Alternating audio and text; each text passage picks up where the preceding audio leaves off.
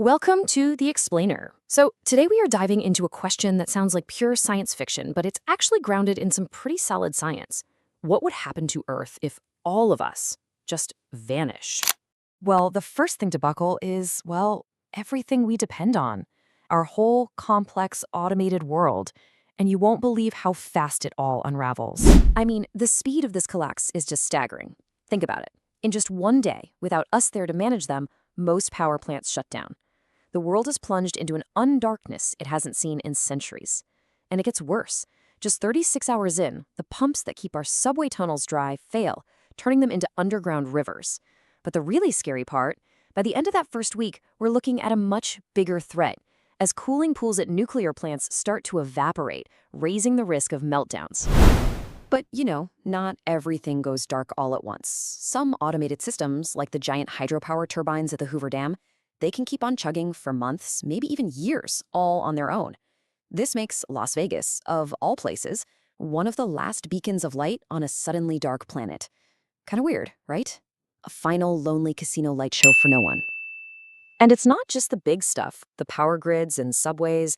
Our absence kicks off this whole chain reaction of smaller, almost surreal events. Millions of pets are suddenly left to fend for themselves. Raw sewage starts pouring into rivers.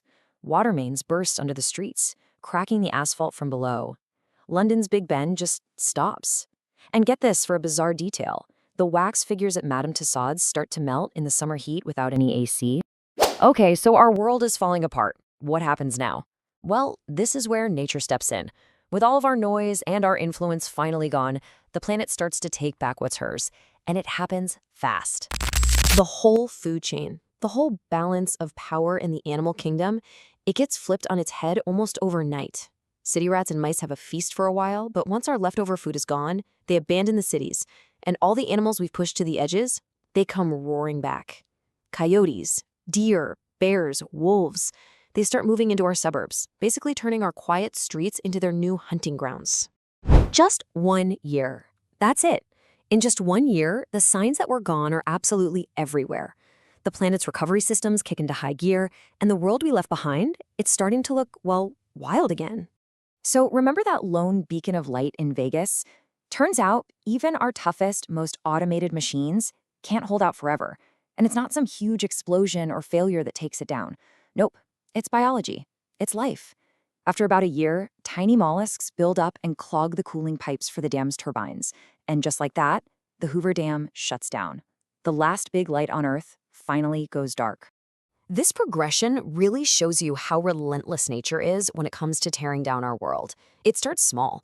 Within a year, weeds are cracking through pavement everywhere. Fast forward 10 years, and Moscow's famous Red Square is covered in grass and bushes. Give it 25 years, and coastal cities like London are flooding, while Washington, D.C. starts turning back into the swamp it was built on. And by year 50, anything made of wood is pretty much gone, rotted, burned, or eaten by termites.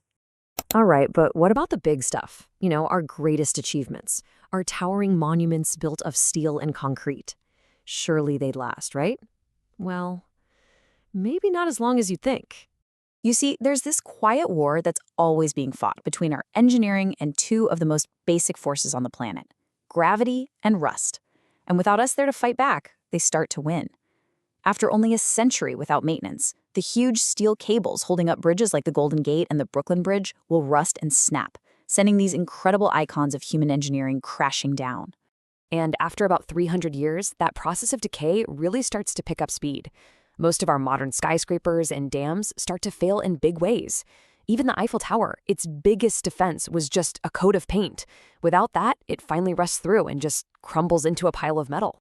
Now, let's jump way ahead, 1,000 years. By now, our cities are basically gone, but in their place is something totally new. The rubble from all our collapsed skyscrapers, covered over with soil and plants, becomes a brand new landscape of weird, geometric green hills.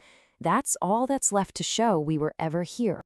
So if our cities are just green hills and our bridges are at the bottom of rivers, is anything left of us at all? What are the very last echoes of humanity? So, what actually makes it for the long haul? Well, it all boils down to two things: what it's made of and where it is. First, you've got massive stone structures like the pyramids. They'll be around for thousands of years. The faces on Mount Rushmore, carved right out of a mountain, they could stick around for hundreds of thousands of years. Even our plastic trash will last for a really long time, though it'll eventually just be a chemical trace in the dirt. But here's the kicker. Our most permanent, longest-lasting marks, they aren't even on Earth. And this is where you find a really incredible irony. Here on Earth, our greatest works will eventually get buried or worn away by the weather, but up on the moon, where there's no wind, no rain, no weather at all, those Apollo rovers, the footprints the astronauts left, they'll stay there, perfectly preserved, for millions of years, untouched. So what does that mean for us back on Earth? Well, it means that eventually geological time just erases almost everything. Millions of years from now, the only real proof we were ever here might be a thin layer of plastic in the rock, some fossilized bones, and our old satellites, forming this kind of man-made ring around the planet that has completely forgotten we ever existed.